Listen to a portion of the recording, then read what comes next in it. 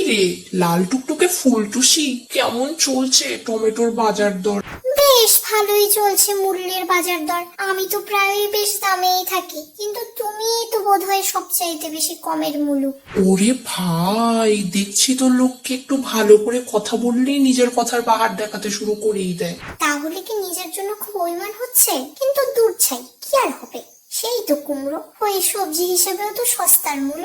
কম মুলুক, এসব চাইতে বেশি আমায় সবজি মন্দ বলতে মুখে বাঁধে না। ওই তো দিন শেষে মন্দ সবজি ভালোর আশ্রয় হয়। কোনো ভালো খারাপের আশ্রয় নিতে হলে ভালো মন্দ বর্জন করতেই হবে। তবে নয়তো যার মুখের সামনে তার নিন্দা করলে নির্লজ্জের মতো তার কাছেই যেতে হবে।